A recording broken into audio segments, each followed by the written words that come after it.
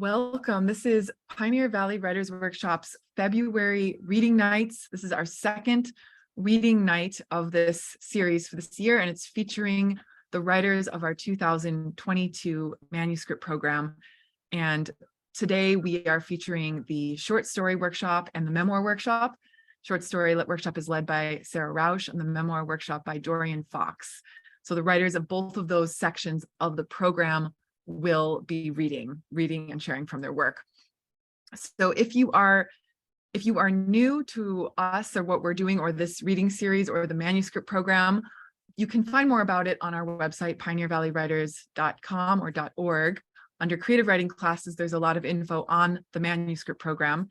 But what that is a year-long program that happens in different genre-specific sections. So there's a novel revision section where writers join after they have a first draft of their novel. There's a novel first draft section. There's a short story section. There's a poetry hybrid section. There's a memoir section. There is a CNF section. So lots of different workshops within the manuscript program. And the writers work in small groups. Each class is 10 maximum of 10 writers, and they work throughout the year on developing their books with an aim of advancing their books, finishing their books, or revising their books over the course of those months. And then the program culminates in these series of readings that happen featuring the writers of each group. So we're really proud of them. They worked all year. They have worked closely with each other, with their instructors. And this is the time when we get to celebrate them, to cheer them on, to hear a little, whatever small bit they want to share of their work.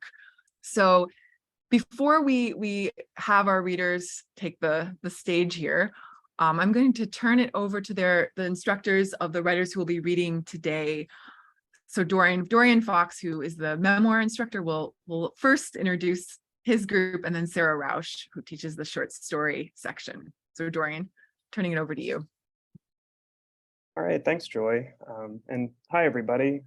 Thanks, everyone, for being here. And it's my pleasure to introduce the memoir and personal essayist cohort from the year-long manuscript program this year. And I thought, in talking a little bit about this group and how I've seen them sort of gel and interact this year, and also how I've seen them kind of deepen their work, I thought I'd start with a quote, and it's a very short quote from Mary Karr, and memoirists will certainly recognize Mary Karr. I'm sure the short story writers as well know Mary Karr, but the quote's one that I repeat a lot because it's always stuck with me from the first time I read it. And the line is, "The nobility of everybody trying boggles the mind."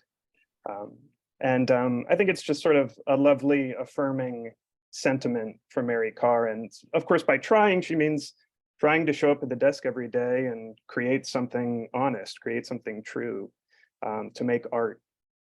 And by nobility, I don't think she's trying to be elitist or invoking aristocracy or something like that.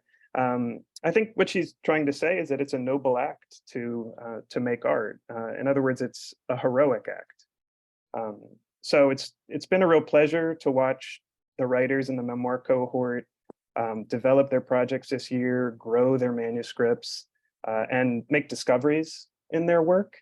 But at the risk of tooting their horns sort of loudly, I'll say that I saw a lot of moments of heroism, this year in the program, both in the work itself that the writers were doing, taking risks on the page, but also in their interactions with each other, in their interactions within the workshop discussions. So I just wanted to let them know that.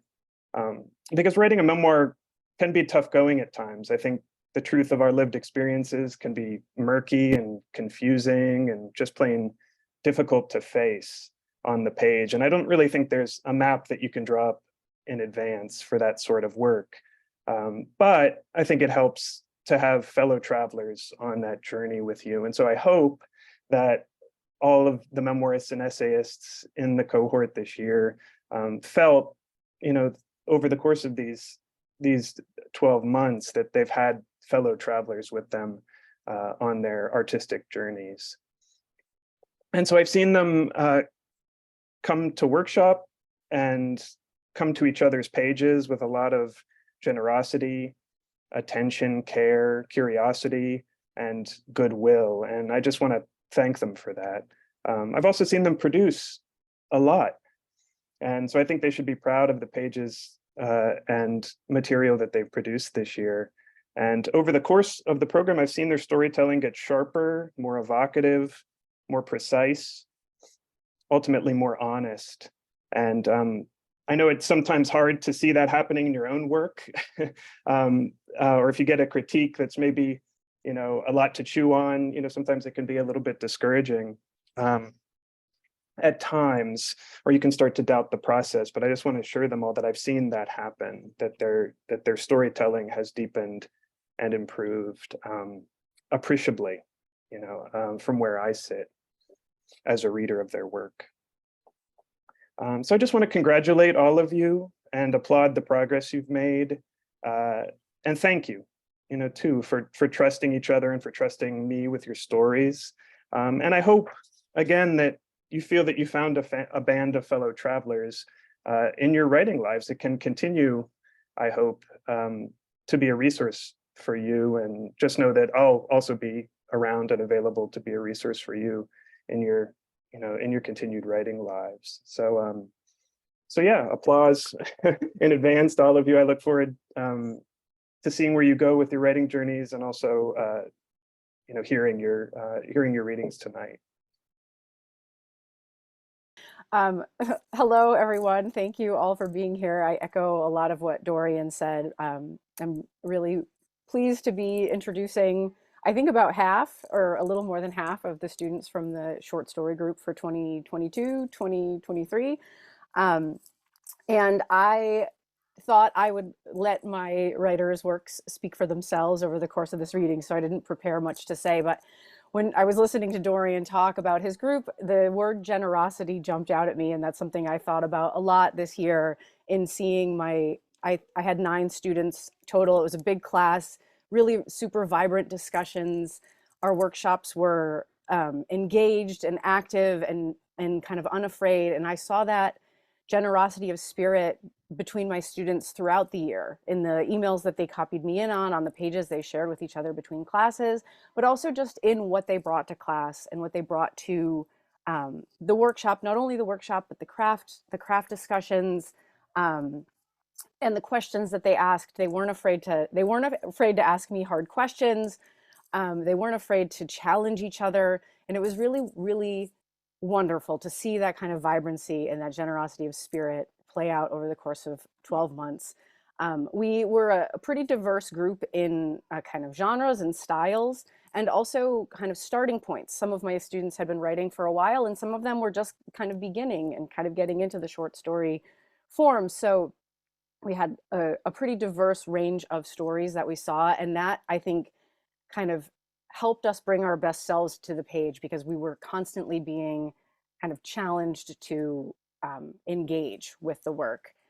And okay, now I've rambled on for more than I needed to. I will let my students' work speak for themselves. And for those of you who read literary magazines, keep your eyes out for the names in the short story group, because I have no doubt that many of my students will be publishing their work very soon. Thank you so much, Sara and Dorian. It's so nice to hear your words on these wonderful writers, and I'm thank you. And actually, like, a huge round of applause for both of you also, for all the work you've done in leading these groups over the course of the year. So thank you both. It's truly a pleasure.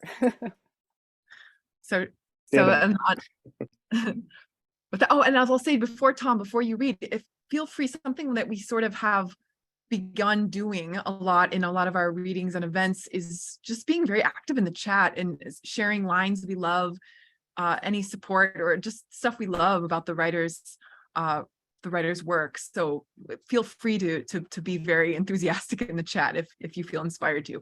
So on that note, Tom, we're really excited to turn it over to you. Hey, well, thank you. Happy to be here. So for those of you who don't know, my memoir is called Waking Up is Hard to Do, How a Long Lost Altar Boy Found His Way Home on the Buddha's Eightfold Path. And it's mostly about my midlife career change from an advertising copywriter and creative director to a psychotherapist. And what I'm going to read is a short excerpt. It occurs towards the end of the memoir. And it's after I've finally left the advertising business. I'm in my second year of social work school. And part of my training is an internship at Cambridge Health Alliance, where I'm about to meet with my client, Jade, who's 20 years old and has started therapy because her mother thinks she's depressed and is worried about her drinking. And of course, I've changed her name and other details to protect her privacy. So I'm sitting in my office waiting for Jade to show up for our second session. 15 minutes after the appointed time, I hear a knock on the door. After I let her in, Jade sits down and stares out the window in silence. I wait for a minute or so, then make a simple observation. "You're late," I say in a matter-of-fact kind of way. "Yup." "Can you tell me why?" "I don't know," she says. "Shit happens." "What kind of shit?" She shakes her head and says, "You know what? You therapists ask way too many questions." "Isn't asking questions part of our job?" She pauses, then looks at me and says with a sly grin, "You know what my boyfriend says? He says therapist actually stands for the rapist." I have no idea how to respond to that. So I take a few breaths and try to put my confusion into words. "I don't know what that's supposed to mean," I finally say. She looks away and says, "Well, just like rapists want to get inside your body, therapists want to get inside your head." I feel an urge to call my supervisor and ask for advice, but I can't do that. Instead, I remember something she recently suggested. When in doubt, she said, "Just wait. Don't say anything." So I just wait. Jade finally looks back at me and says, "Aren't you going to say something?" I'm not sure what to say. And it sounds like you're not sure you want to be here. You got that right, she says, as she looks away once again. This wasn't exactly what I signed up for when I decided to become a therapist. I imagined working with clients who were active participants in the process, partners in an alliance that helps them discover the inner truths that can set them free. Clearly, I had underestimated the power of resistance, a defense most clients use to keep those truths hidden, not only from their therapist, but from themselves. As I sat there watching Jade stare out the window, wondering what to say next, a thought flashed through my mind. Gee, maybe I should have stayed in advertising. But I quickly dismissed it. No, I reminded myself, you left the ad biz because you were tired of sitting around in meetings with people pretending they cared about selling their clients widgets when all they really cared about was making money and winning awards. You were tired of being one of those people yourself. You wanted to work in a setting where people could just be themselves, where they could be real. And that's exactly what Jade was being. I also wanted to work in a setting where I could be more real, more alive, where I could connect in a more authentic way with my clients, with other people in general, and with the world around me. So how could I connect with Jade? I didn't have a clue. I'll stop there.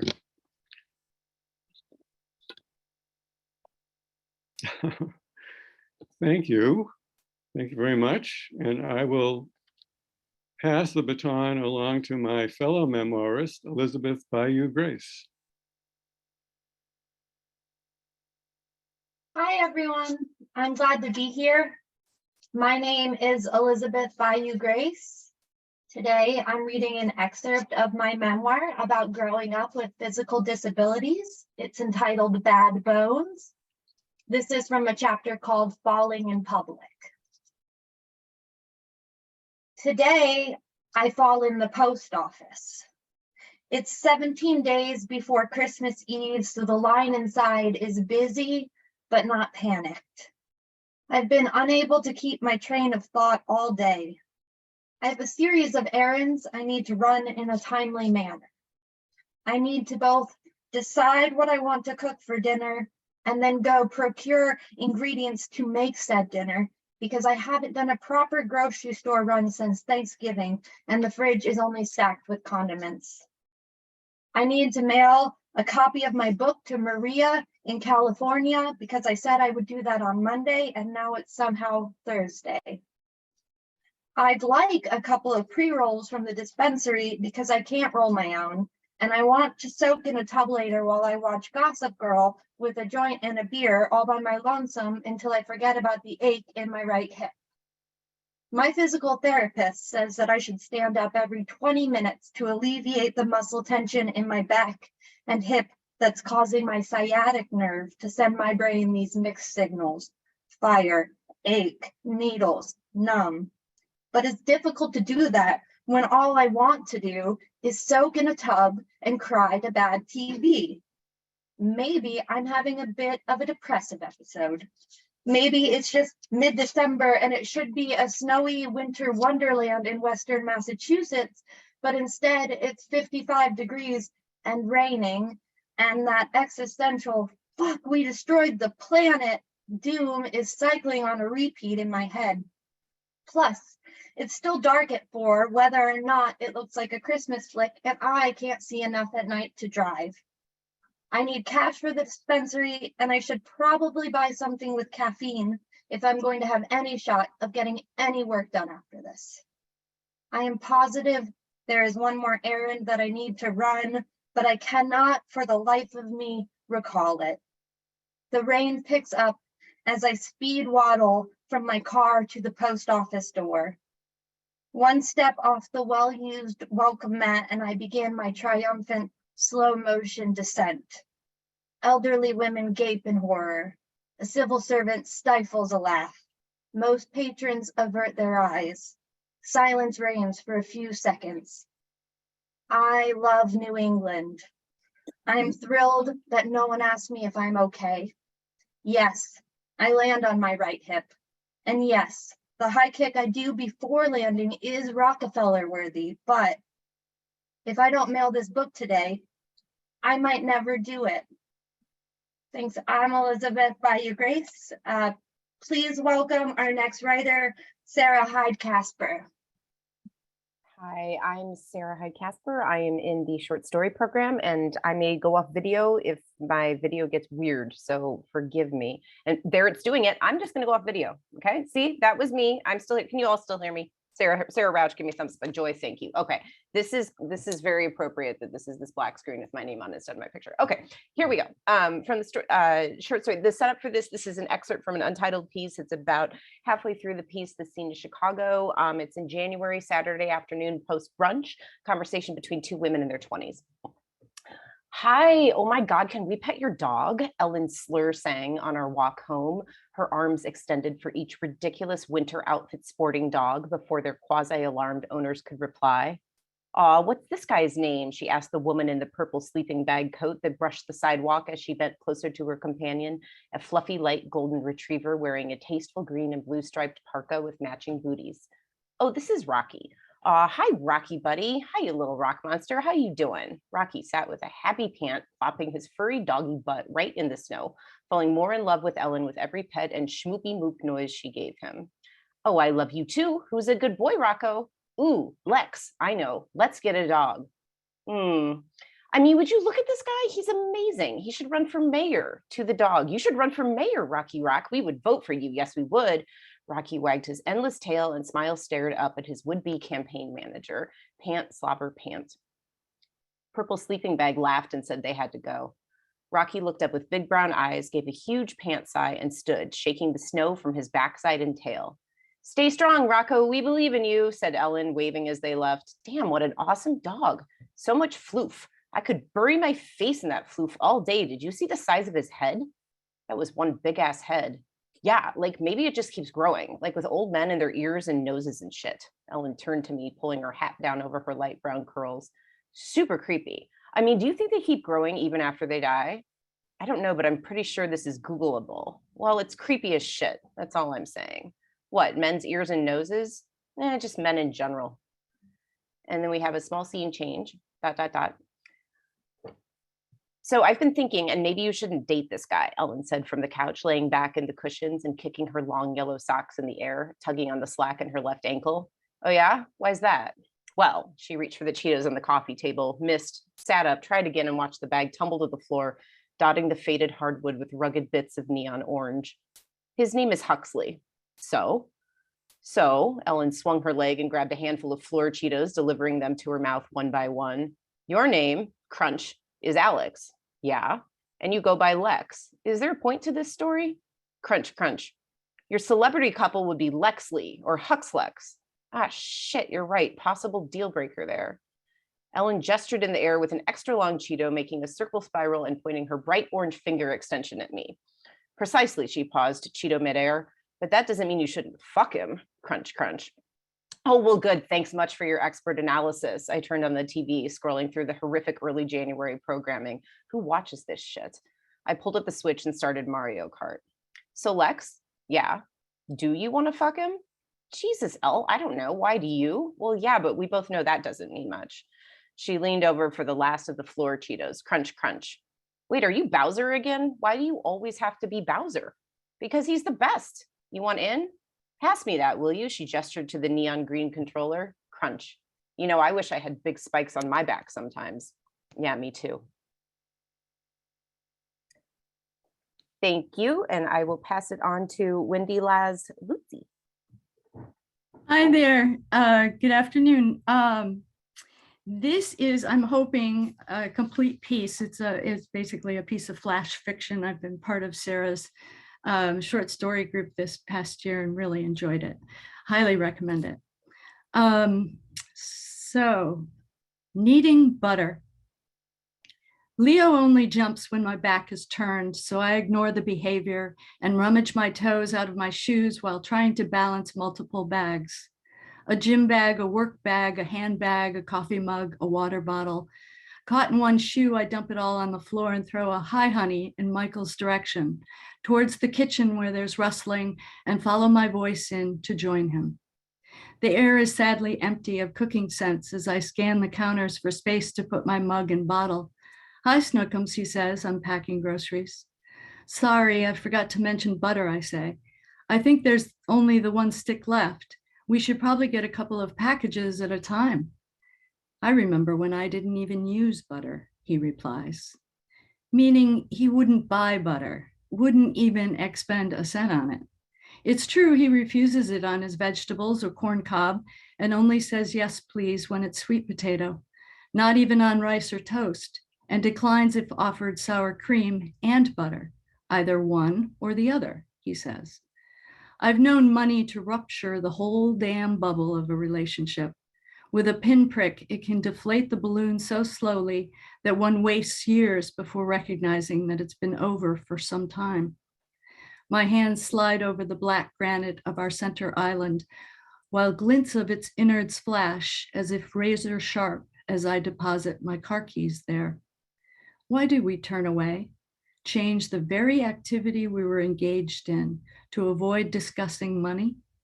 As if it's his weakness. I suggest a meal from the frozen dinners we have as backup on nights like these. Michael says he's too tired to even think about it. He begins to empty the remains of his breakfast and lunch out of the bin he lugs to work. He has filled and carried and emptied that heavy beer cooler daily for as long as I've known him. Probably longer than I can comprehend, coming from a family of 10 kids unable to make ends meet and still working almost a steady 7 days a week. "Why don't you take a walk with Leo and I'll feed the cat and nuke an Indian meal for you," I offer. "Okay," he says. They had bread and bagels on sale, so got a couple of each. He lifts the last packages aloft and I see discomfort on his face. Hear an apology. "Great. If you have the extra cash when they're on sale, we can always freeze them." As he leaves with Leo and a plastic bag in hand along with a flashlight, I hesitate as the dark outside drains the perception of boundaries from the room.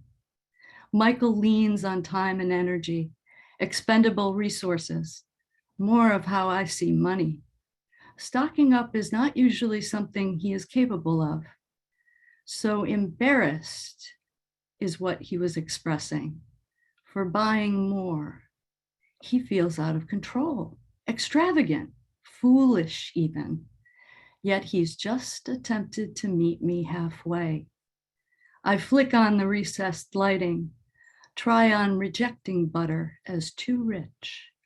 Stainless steel glares and sparks while the cherry cabinets flame and smolder around me. And now from the memoir group, let me introduce Deborah Gavito. My name is Deborah Gavito, and I'm in the memoir group, and I'll be reading a piece called A Bathtub Full of Pig's Blood. Grandpa Tony bought my brother and me each a piglet when I was a toddler. The pigs knew me and squealed with excitement when my dog Trixie and I visited. I love feeding them kitchen scraps, and I love their frothy kisses and licks even more. On this overcast Sunday morning, Grandpa Tony, Dad and his brothers, and my older brother Sam hang enthusiastically around the pig pen. Grandpa Tony fills a tub with beer and ice, and the men drink and joke with each other, while the women make meatball sandwiches. The atmosphere is festive, but even at the age of 5, a sinking feeling keeps me riveted to the pig pen. I peer through the corral railing as Dad stands next to the gate with a sledgehammer by his side. His arm is draped over the shoulder of his younger brother, Ronald. Dad is physically affectionate with men. Among women, he is a bully. The cigarette never leaves Dad's mouth except to chug beer. I wait for inch-long ashes on the cigarette to drop off, but they never do. Let's do it. Grandpa opens the gate and chews the pigs out into the open. The men lift their beer in a salute of male puffery and begin chasing my friends.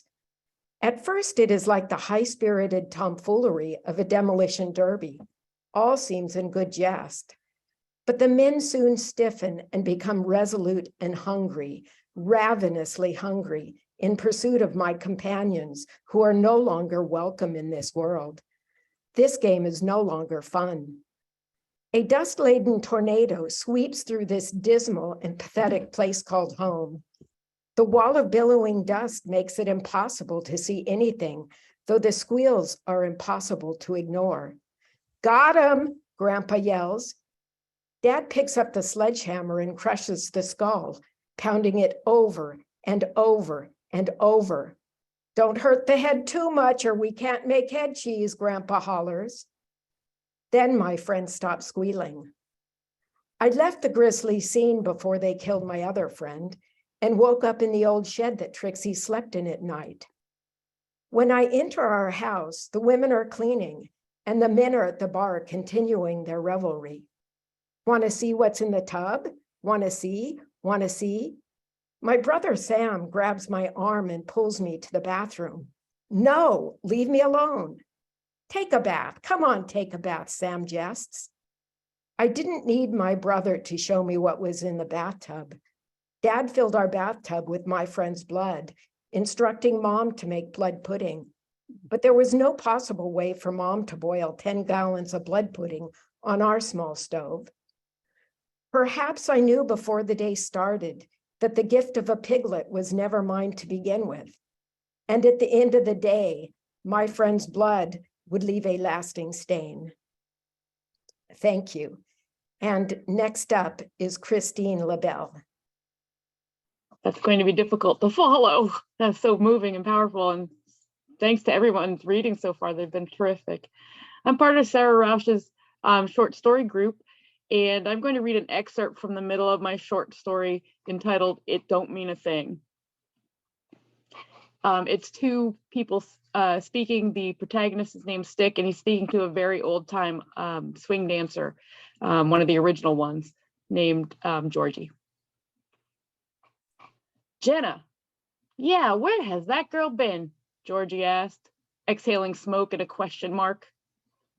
Stick felt like Georgie had just snapped his heart with Rosie's bar towel, a sting rising in the place he'd been trying to forget. He wasn't sure he could say it out loud. He swallowed hard, took a deep breath. She had moved to New Orleans, birthplace of jazz and all that. He waved his hand vaguely, trying to divert himself from the lump in his throat, give some explanation. He left out that she'd gone with someone. Man, Georgie took a long drag on his cigar. That's some hard luck right there. He exhaled while shaking his head. You doing okay? Stick nodded, though he most certainly was not. He took a slow sip of whiskey. You ever been in love, Georgie? Maybe it was a stupid question. The man had lived decades after all. What was he thinking? With everyone I ever danced with. No, really, Georgie. I am talking for real. You don't love your dance partner, your dance is gonna be all shallow. Okay. Stick held up his hands in surrender. He knew the peculiar affection of the dance floor, coming together even with someone you'd never talked to on the street, focusing on them so intensely for a 3 or 4 minute tune that it felt like adoration, at least if you connected well. When you hit that sweet spot, you are enamored. Who is this person I'm dancing with? How are we getting along so fine? Maybe in another space, you could be lovers, but the music ends and you move on, and maybe your next dance is even better, your partner even more connected to that space within you that needs someone to click like a puzzle piece into place. So you love them too, but just for a bit. The melody ends, you go back to work the next day, and you remember, but you don't lament. You kiss your girlfriend or boyfriend and still love them, even though they don't dance, or they don't dance in the way you need. So, he asked Georgie, any of those dance partners ever last longer than a song? A slow smile crept across Georgie's face. A few, he nodded. A few. Stick waited. There was this one girl, Georgie continued, Bella. She was a firecracker. Skinny, just like Louis Prima's gal there, figure of like a piece of string and all that.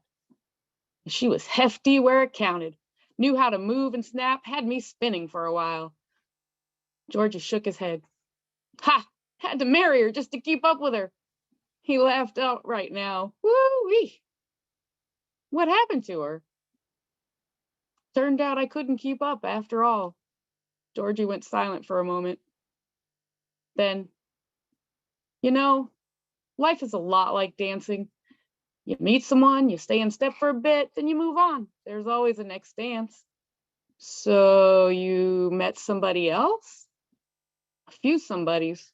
Georgie laughed again, went silent again. He took a few puffs and shook his head slowly.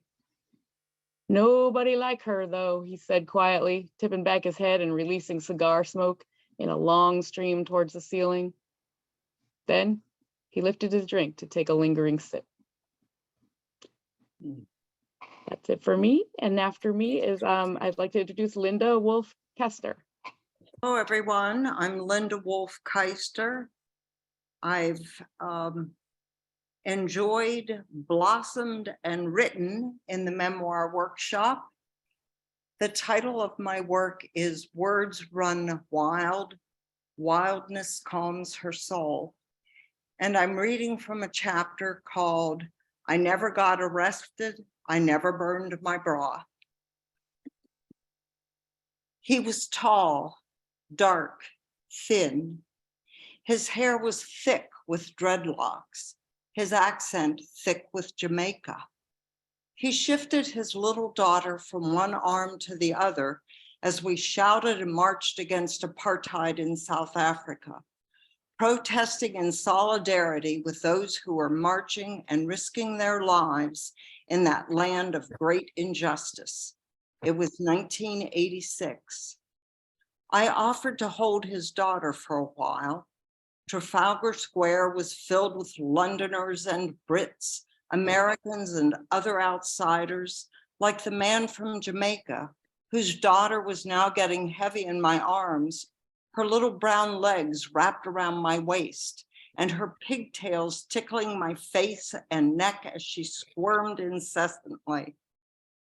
I thought how lucky this man's daughter was to be in this gathering place where people demonstrated that they cared about human rights and social justice. She was too young, maybe 3 or 4, to understand, but her dad's activism would perhaps shape her life. My mother, who wanted our lives to look perfect and orderly, would have said, "Don't make a scene." My father, who lived his life as a WASP, a white Anglo-Saxon Protestant, would have said, "They're just a bunch of jungle bunnies." I had grown up wondering about colored people, a respectable term we used in the 1950s.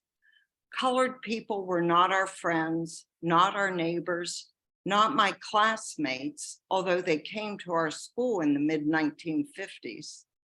They were the people at the county fair who used the bathrooms and water fountains under the colored only signs. They were the people who entered the movie theater through the back door and climbed several flights of stairs to the peanut gallery. They were the women I stared at on the bus, the women who wore dangling pierced earrings and sling-back shoes that revealed the beautiful segue from dark feet to pink soles. I wanted to wear pierced earrings and sling-back shoes, but my mother said only colored people wear those. I wanted to ask about the colored only signs, but I didn't know who to ask. I didn't know what to ask. I just knew that it didn't feel right. I knew that my family would never talk about those signs. We didn't talk about politics or religion or the bigger picture, other people and their needs, the greater world. I knew nothing about the greater world, but the greater world knew about me and lured me into its spirit. The next reader is Neil Grayson. Hi, everybody. Thank you so much. That's a hard act to follow. That was so nice. I'm sorry I'm late. I had a work emergency, but I'm here. I'm going to read something kind of new that came about as a result of one of Sara's prompts. I don't remember which one now. Something about writing and technology. So this is relatively new, but I tried writing a sestina. And I've just been calling this sestina with a little trademark afterward. Hello, I know all your ins and outs. I know what pleases you and what you delete from your history. I know how you check up on your failures like plants kept alive beneath your bed. All this generates major activity. You looked up baby names and cheap urns in the same hour yesterday. Among the other things you did yesterday, I know you walked by your mom at the Course Cafe and saw her inside, but didn't say hello. I know because your phones pinged each other, and of course from CCTV activity. Your face was a beige pearl in a sad torrent of ins and outs. And then later, you called your dead dad from bed. Breath by breath, bit by bit, you leave a little history. Your mom's taking it hard, your dad's diffusion into history. She was on his feed for hours yesterday, first in the cafe and then in bed, coming back and back to me just to say hello, suckling on his desiccating ins and outs. Fun fact, her loss, it bore the closest resemblance to a prolonged and unsatisfying game of Candy Crush based on her facial activity. You might think I'm drowning in activity, but I am the currents of history, the swelling and retreating tides of your ins and outs. I saw everyone's heart rate jump in Golden Gate Park during the shooting yesterday. 56 blurred and gone when the bullets said hello. And then the ripples of activity as, worldwide, people got the phone call, the text, the headline at their kitchen table or while driving or in bed. On average that night, America was 6 minutes late getting to bed. In total, that's about 1,994,423,982 more minutes of activity. Can you imagine the money? I mean, hello. I always do well alongside history. I made 3.03 cents on your mom alone yesterday. Imagine your dad's empty seat next to you at a loom powered by your ins and outs. Speaking of, I could use some ins and outs. It's good that you're in bed. We both know that you're just going to name your son after him. So pull your thumb down like you did yesterday. Let's see some coping activity. Believe me, by now, it's embedded in your history. Your father would have wanted you to say hello. everyone. My name is Susan Lee, and I was part of the memoir program with Dorian Fox. I'll be reading a scene from my manuscript about navigating family addiction, and it takes place during childhood. I'm 7, and my brother's 9, and he's teaching me how to kill ants. It's summer, and we're lying on our stomachs by the crack underneath the storm door. Look, he says, pointing with his chin, fascination like a light cast underneath his face. On the other side of the door, a trail of ants is busy at work. They form a single black, beady file parallel with the edge of the door. Little crumbs float in their pincers as they march to some secret underground base. Every so often, an ant would break from the formation and wander into the crack, into our home, where they'd instantly meet their doom at the hands of my brother.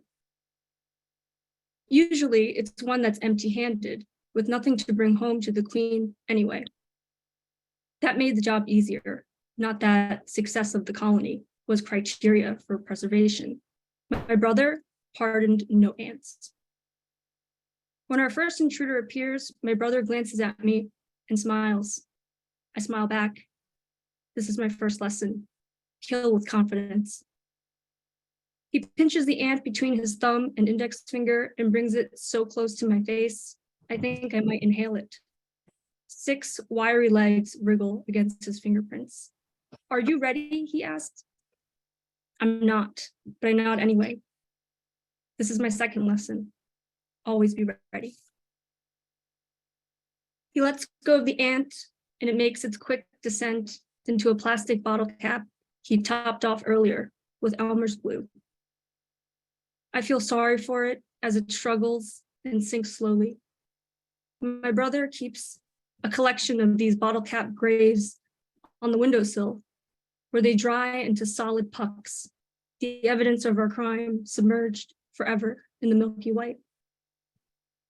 It's my final lesson. Everything dies eventually, and death is easier to live with. And you won't see it. All right, I'll stop there. Thanks everyone for coming tonight. And now I think I'll pass it back to Jane. Thank you. So this is the first few pages of my memoir, and it's called Beginnings, and it describes how it came to be that I traveled and lived abroad for several years. The evening meal was over and the dining room had emptied out. I sat alone at the large round table, listening to the clattering of dishes as the kitchen staff closed for the night. It was only 5:30 p.m., but it seemed already dark outside with the heavy maroon curtains closed at the windows, blocking the night breeze. It was a few weeks before my graduation from Smith College, and I had no idea what I would do with my life. Only one thing I knew for sure. I had to move out of this dorm, out of this school that had kept me safe and warm for the past 2.5 years, fed me 3 healthy meals a day. Now, as I sat there, facing the reality of imminent eviction, I felt myself sinking into a familiar place of bleak and existential despair. Tracy, my closest friend in the dorm, happened to be passing by the dining room at that moment and saw me sitting there all alone and miserable. She poured herself a cup of tea and came and sat next to me. Tracy was tall and slim with long chestnut brown hair. "Hi, Jane," she said with concern in her gentle way. "What is going on?" "I feel desperate," I blurted out. "After graduation, I don't know where to go or what to do. I'm afraid to go out into the world again on my own." Tracy didn't respond at first, but just sat quietly, deep in thought. When she finally spoke, I didn't get any of the sympathy I thought I deserved. Instead, a hardness that I had never seen before came over her. She banged her fist on the table and said in a loud, frustrated voice, "Jane, why don't you just Get out of here, go someplace far away, and do something really different with your life. Why not Greece? Greece, I thought. Where the hell did that come from? That was the most absurd thing I'd ever heard. Boston, maybe, but Greece? I hadn't traveled anywhere in my life except New Jersey. Tracy, I said calmly, thinking she must be out of her mind. I don't think that would be very practical. I don't know anyone in Greece, no connections at all. I had very little money, no savings, and I don't speak a word of Greek. When I asked her why she suggested such a thing, she responded with some surprisingly sensible reasons. Well, I know that the cost of living is much lower in Greece than in America, she said, and work permits are much easier to get than in other countries in Europe. And Jane, you're an artist. Greece is so rich in beauty, art, and history. What better place for you to be than Greece? And this time, when she said the word Greece, it was as if a door flung open in my mind and the old world came back to me. I heard bells singing my name. I felt like I had returned to a journey that I had been on all my life, and like stepping stones through a raging river had finally delivered me up to this point. Tracy kept talking, but her words slipped into the background as my memory floated back to my 7th grade classroom. I saw myself sitting at my desk, drawing a picture of Artemis, goddess of the hunt, with an arrow poised to shoot from her bow. I had chosen Greek mythology for my special studies project and had spent long hours spellbound, drawing the powerful Greek gods and goddesses, the strange winged creatures, and mythological beasts. I somehow felt akin to that dramatic world of magic and mystery. I wanted to be Aphrodite, the goddess of love and beauty, and also Medusa, the fierce femme fatale with snakes coming out of her head. I was slowly drawn back to the present by the sound of Tracy's voice. Still only half listening, I went to take a sip of my tea and remembered the book I had just finished last week. It was the autobiography of Isadora Duncan, the controversial dancer who moved to Europe and introduced a whole new form of modern dance. At one point, she'd gone to Greece and revived the classical Greek dances and had danced barefoot in the Parthenon. Suddenly, I was there too, dancing on top of the Acropolis, pirouetting down the streets of Athens, and leaping from island to Greek island across the bright blue Aegean Sea. Yes, it all made sense now. I didn't know how, but I was sure I was going to Greece. Thank you so much, Jane. Since we've had a little shift in the order, next reader will be Maria Mejorado. Hi, good to see everyone here. I too am part of Dorian Fox's memoir group, which I highly recommend for anyone who's looking to bring their stories together and get the kind of support and information, how to, the craft, all the good stuff that we studied over the last 12 months. The chapter I'm going to read is part of the manuscript I'm working on called A Daughter's Duty, a Latina story of family, love, and loss, and coming of age. And I've been kind of focusing on the death of my parents and then going back to experiences I had growing up. But it's also showing overall my role changing to the new matriarch of our family. The chapter is called The Cemetery. I no longer enjoy visiting Mom, I told my therapist. The older she gets, the more grief and rejection I get. She suggested finding an activity that we both might enjoy and something I would find meaningful. The cemetery is beautiful and peaceful, demarcated by large redwoods. Rose trees stand guard against sadness, grass forever green, the ground forever wet, and responsible for the soggy shoes I had to endure as a child. The cemetery soon became our neutral meeting ground and a place Mom shared stories of old friends and foes. Our first stop, Reuben's gravesite. My mother lamented that my two brothers were not buried side by side, but that would have required time and money. And my parents had neither, for both sons died unexpectedly, 7 years apart, and as farm workers, we scarcely had money enough for the basic necessities.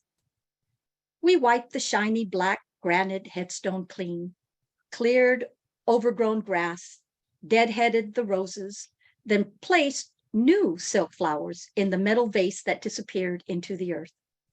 We did the same for Robert, but not before Mom reminded me of Doña Maria. She's buried here, Mom said, as she pointed to the inlaid picture of a woman with gray curly hair wearing black framed glasses. Remember her? You and your dad would drive me to see her cuando ya no aguantaba el dolor de mi espalda. Her strong hands and deep faith, con eso yo descansaba. Sí, ama, I remember. I left a white silk carnation at the headstone of this curandera, this healer masseuse who offered Mom respite from the heavy burdens she carried as a wife and mother of 7. We then crossed the path to Robert's headstone, located in the free section the county offered to poor families. The rose tree always had blooms as if expecting us. Our final stop, Mom's side-by-side plots of grass purchased after a gambling trip to Reno. I hope you come and visit me when I'm gone. I picked this spot because the trees will offer you shade in the summer, Mom said, still wanting to protect us from the hot summer heat long after she's gone, as she did when we picked grapes as children. Sí, ama, we will. And the next one to me is for you and no one else, understand? Sí, ama. Dad was not to be buried next to her for all the suffering she endured during their 43-year marriage, only to be dumped like a stray cat, she often said. That strife was enough for one lifetime. She wanted peace in the next. A year later, I found the echo of pain Mom had described as the webbing gently lowered her coffin into the ground. The ache Mom found impossible to withstand after losing 2 sons. But I stayed until her rose-colored coffin was buried flush with the green grass.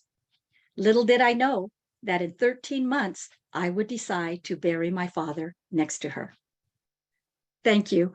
And I will now introduce Peter Bishop. Thank you. So I'm in the short story class, but the story that I'm reading tonight came out of one of the Friday night open community writing events. Sort of popped into being almost fully formed from a number of prompts that Joy offered us that night. James, the man said. I turned to him. He wasn't anyone I recognized, but he knew my name. I was going to say something like, I'm sorry, have we met? But before I could, he sat down at the stool next to mine and ordered a pint. Quite the coincidence meeting you here, he said. Well, When the bartender set the pint of ale in front of him, he picked it up and swiveled on the stool to look out at the crowded room. He leaned back, taking it in with an appreciative look. I love these old pubs, don't you? I suppose. My own glass mug was still half full.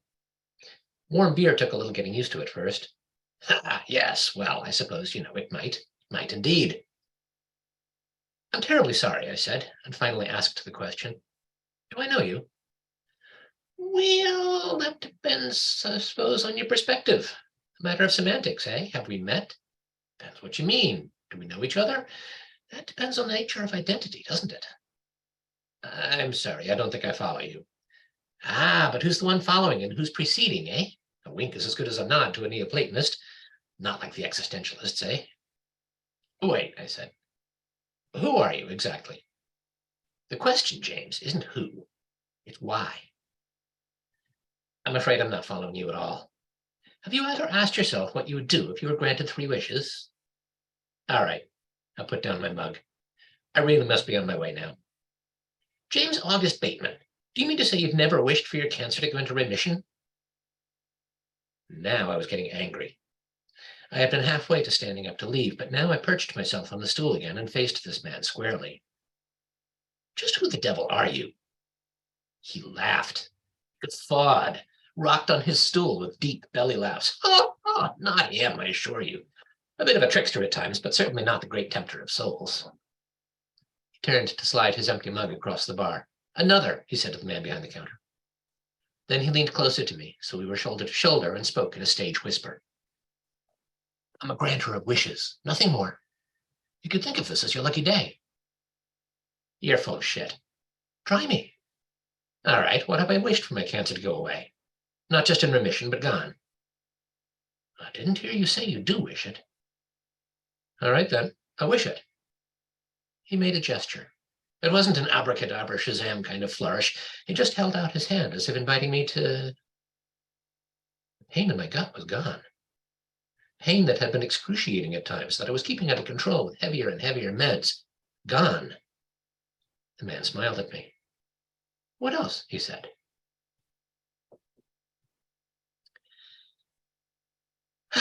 So, Joy had heard that one before, but the rest of you haven't. Thank you so much, Peter. Wow, what a place to leave us. I feel like I speak for everyone when I say I kind of really want to know what happens there. Thank you so much for sharing.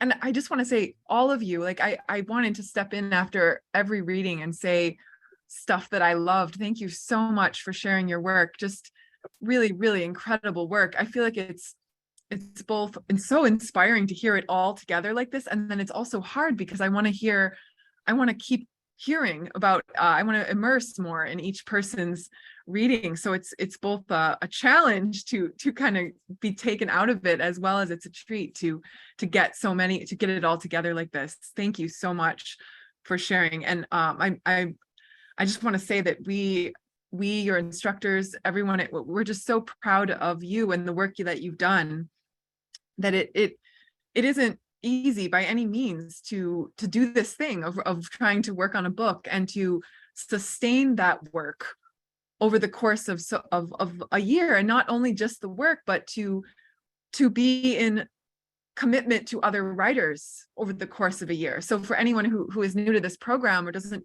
know what these writers really have been doing all year, not only have they been working on their own books, but they have also been supporting each other as classmates, reading each other's work, engaging in monthly workshops, discussing the texts that are assigned. There's been a lot of study going on and a lot of supporting of each other. So thank you for continuing to show up for each other and for sharing your work with us, and just really being part of the PVWW community in such a big way this year. It's just been so special to have you.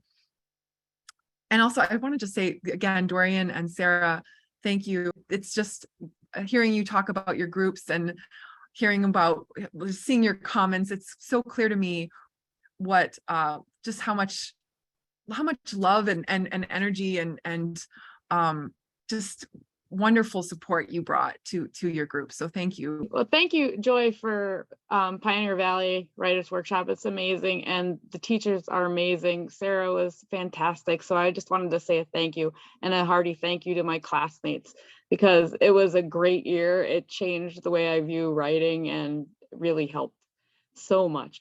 And I apologize for not being able to write in the chat. All of your readings were just so amazing, and I wanted to just say that. My computer crashed on me, so I can't type into the chat. I'm just on my phone, but I wanted to put it out there that I'm so impressed with everybody. Thank you so much for allowing me to be a part of it. Thank you, Christine. We're so happy. We're so glad you were a part of it. Thank you. And we hope to continue seeing you. We don't want you to go away. Let me also just say that a big shout out to all of the incoming Manuscript program writers that we have that are just about to start their year in the program this March. So welcome to you if you are joining us this year, and we can't wait to work with you. Very sadly, also I want to say, Sara, we are so sorry to be losing you in the program. Sara is heading off into other things. And we're so sorry to be losing the short story section of the program, but we're also, I also thank you for all you brought to the program. And I just want to say we wish you all the best in writing and teaching, whatever. You always, of course, have a place at PVWW to teach whenever you're inspired. So I just want to extend that out.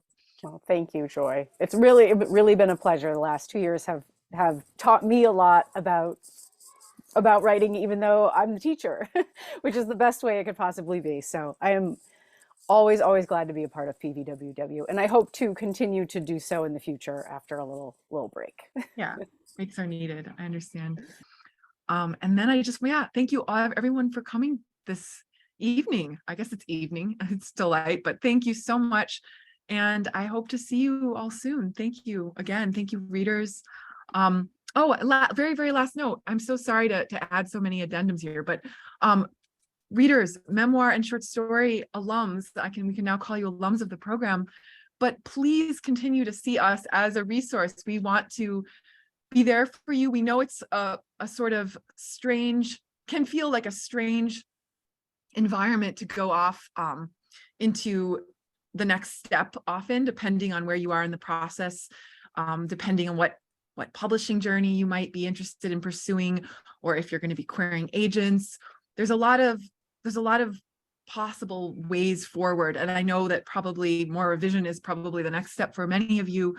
So please feel free to use us as a resource. You can always send me an email. You can always, I think you probably have my phone number in some of the emails that I've sent out. So feel free to please reach out and use us and keep us updated about where you are in the journey. Like, let us know if you have if a book or an excerpt from your book or a shorter piece comes out in the world. Please let us know. We want to sing your praises and put it in our newsletter and share it on our channels. So we are in your corner, and we want to continue being part of your writing journey. So keep us updated and don't be a stranger. But I will send you all off into your different locales right now. And thank you so much again, everyone. Thank you, Sara, Dorian, readers, audience, and hopefully see you tomorrow at our next reading. Bye, everyone.